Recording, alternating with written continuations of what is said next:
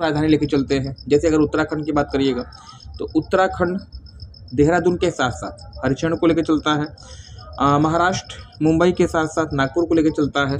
और वहीं अगर बात करिएगा हिमाचल प्रदेश की, तो हिमाचल प्रदेश जो है शिमला के साथ साथ धर्मशाला को लेकर चलता है। तो असम चौथा ऐसा राज्य होगा जहां पर 2 राजधानियां रहेंगी।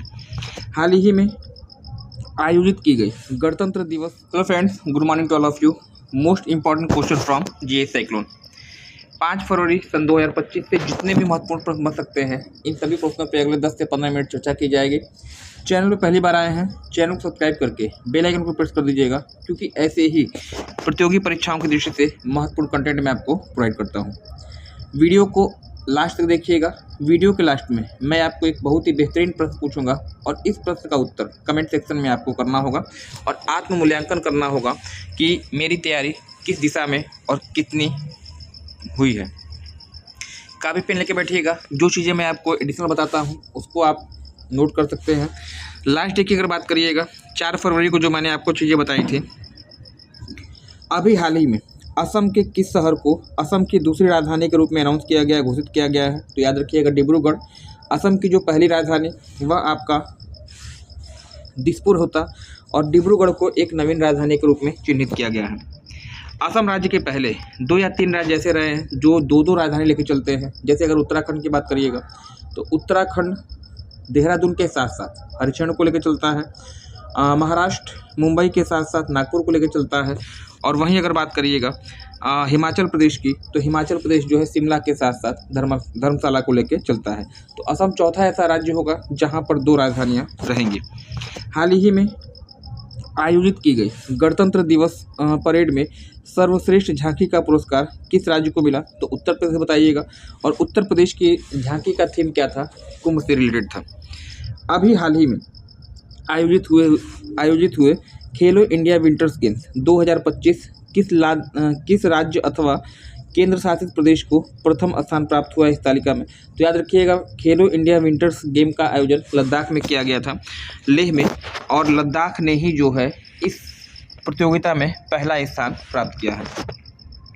किसके द्वारा वर्ष 2025 को समुदाय वर्ष अनाउंस किया गया है, घोषित किया गया है?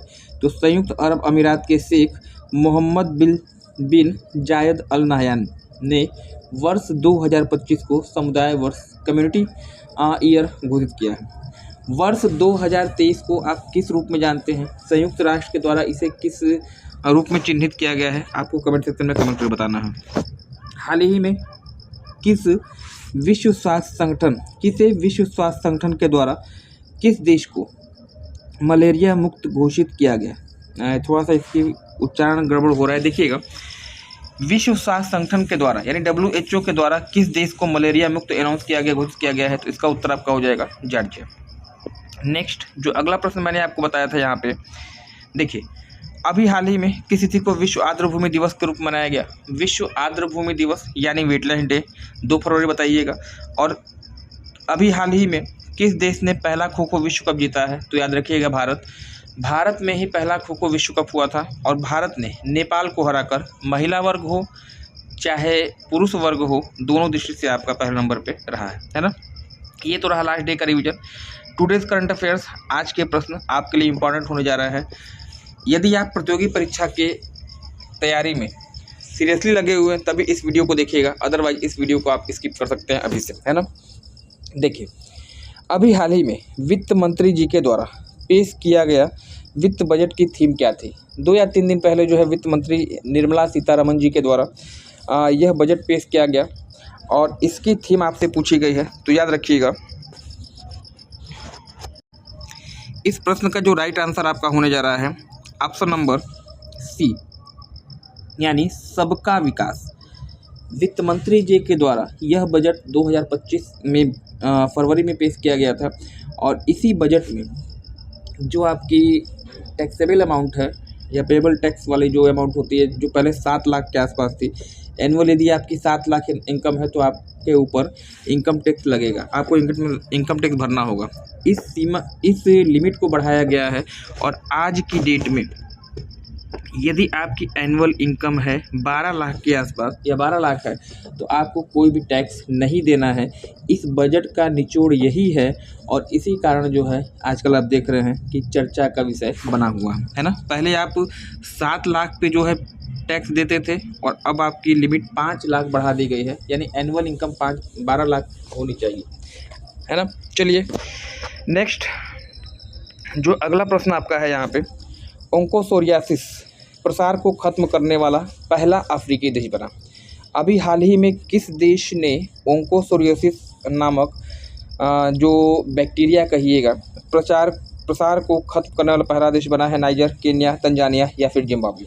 तो याद रखिएगा ये जो अफ्रीका का देश है, ऑप्शन नंबर है यहाँ पे हो जाएगा राइट, नाइजर, है ना। नाइजर इसका राइट आंसर होने जा रहा है। और नाइजर के अलावा 4 देश ऐसे हैं जो कि इस प्रसार को समाप्त कर चुके हैं जड़ से। इसके बारे में की फैक्ट मैं आपको बता दूं, देखिए अभी हाल ही में अफ्रीकी देश नाइजर महाद्वीप का पहला और विश्व का 5वां देश बना जिसने ओंकोसोरियोसिस परजीवी के प्रसार को रोका है।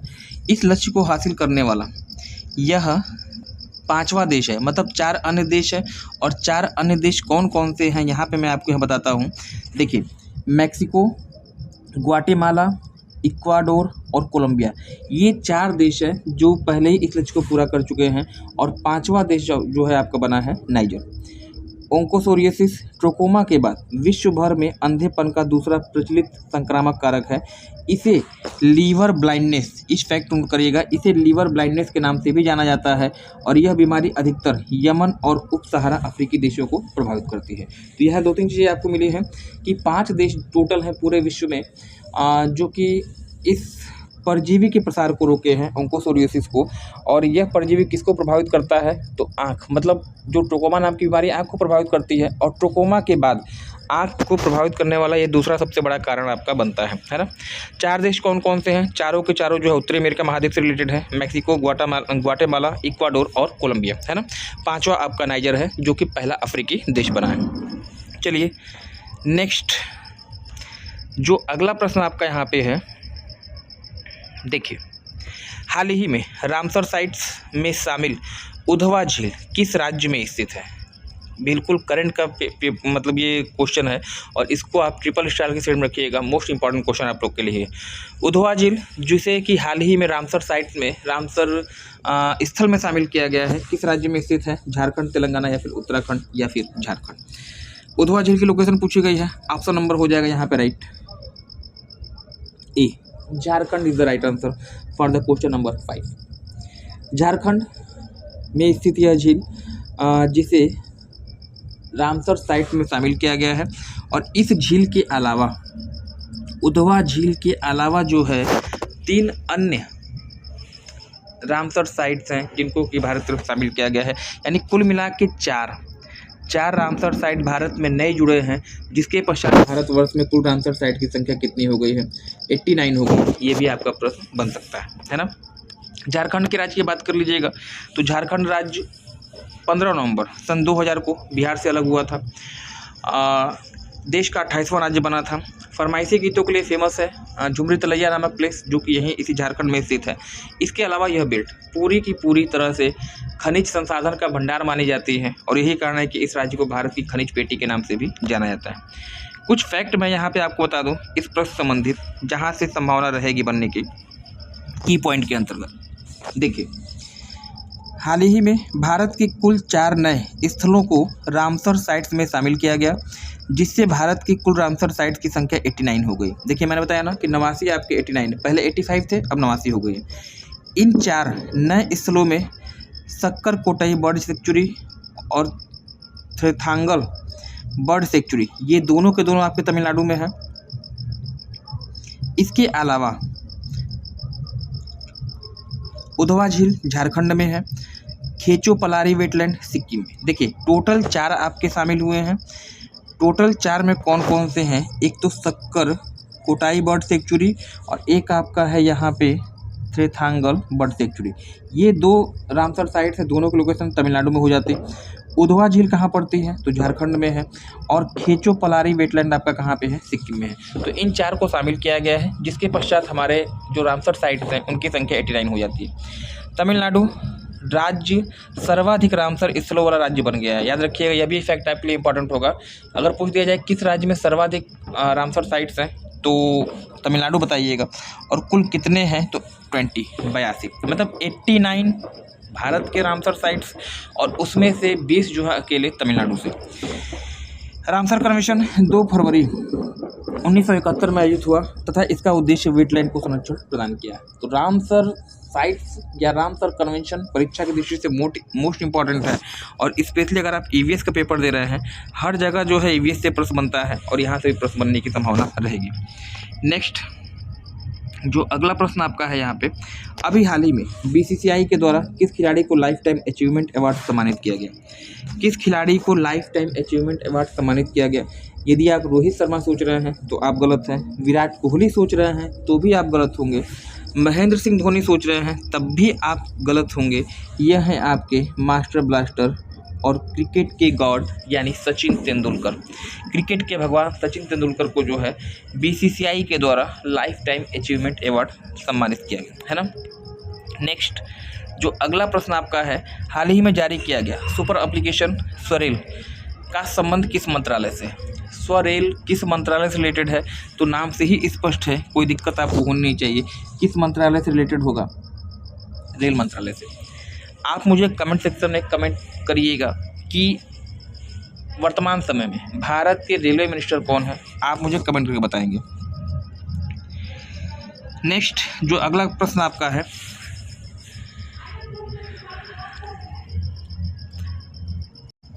हाल ही में चर्चा में रहे धौलागिरी पर्वत चोटी किस देश में स्थित है?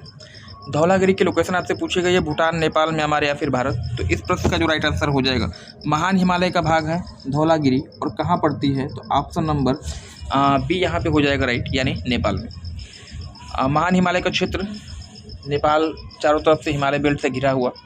नेपाल को जो है आप क्या कहते हैं तो बता दीजिएगा। हिमालय का वरद पुत्र भी कहा जाता है नेपाल को। ये तो रहा आज का प्रश्न। प्रीवियस डे को अगर देखा जाए, लास्ट डे मैंने आपसे पूछा था कि हाल ही में किसे प्रवासी भारतीय सम्मान पुरस्कार 2025 प्रदान किया गया। प्रवासी भारतीय सम्मान पुरस्कार पाने वाले कौन हैं? क्रिस्टीना कार्ला कंगालू, ये हैं आपके क्रिस्टीना कार्ला कंगालू, और इन्हें हाल ही में प्रवासी भारतीय सम्मान पुरस्कार 2025 से सम्मानित किया गया है। तो ऑप्शन नंबर यहाँ पे आपको हो जाएगा राइट। डॉक्टर नवीन राम गुलाम जो कि मॉरिशस के वर्तमान प्रधानमंत्री हैं, और प्रविंद जगन्नाथ और अंजुम सुजान, इनका संबंध जो है मॉरिशस से है ना। चलिएगा, क्वेश्चन ऑफ द डे, आज का प्रश्न आपके लिए, और इस प्रश्न का उत्तर कमेंट सेक्शन में आप कमेंट करिएगा। निश्चित रूप से यह प्रश्न आपके लिए चैलेंजिंग होगा। प्रश्न है, हाल ही में किस देश से मजदूरों के वेतन संरक्षण सुनिश्चित करने के लिए मुसानेद नामक डिजिटल प्लेटफॉर्म तैयार किया गया? किस देश में मजदूरों के यानी श्रमिकों के वेतन संरक्षण सुनिश्चित करने के लिए मुसानेद नामक डिजिटल प्लेटफॉर्म तैयार किया गया है? सीरिया, लेबनान, सऊदी अरब या फिर इराक?